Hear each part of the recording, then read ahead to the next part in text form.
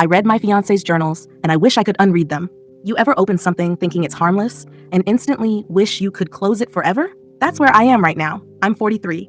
My fiance is 56, and tonight I found out exactly what he really thinks of me. It started innocently enough. I was on his computer, helping with something, when I noticed his Gmail was open. And then I saw it. My name. It was in a Word document attached to an email he'd sent to himself. My curiosity? It took over before my brain could stop me. I clicked. And that's when I realized it wasn't an email. It was a journal. His journal. I wish I could say I stopped reading. I didn't. And when I finished that first document, I searched his inbox for my name. I found more entries, and that's when my stomach dropped. Some of the things he wrote about me, they've shaken me to my core. We've been together almost 3 years. The first year was on and off, messy, rocky, but we pushed through. We moved in together this past summer, and I thought we were in a great place. But here's what I read, written over the last 10 months, word for word about me. Open quote, "There are moments in my dark thoughts where I feel like being with her is a compromise, like this somehow diminishes me. I'm settling for her because I've ruined all my other prospects and I'm too old to find someone else." Close quote. Open quote. "At times, I wish she had stayed out of my life. I wonder if, had I stayed single, someone better might have come along. There's so much bad energy, so many heavy feelings. I find myself thinking about Lauren a lot, but who's to say she'd be any better? The reality is, I met her on tour and slept with her the next day. What kind of woman is that? I feel like I've pissed my life away and this is all I deserve.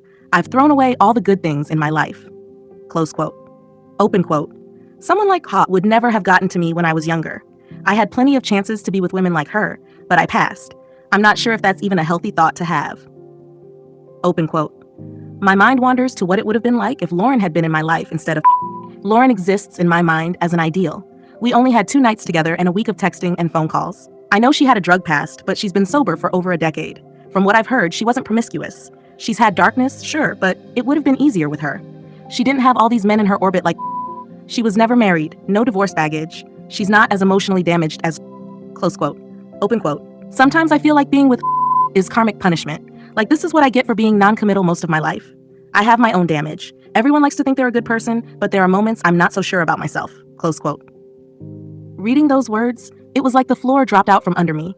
It's one thing for someone to have doubts. It's another to be compared to some idealized ghost from their past.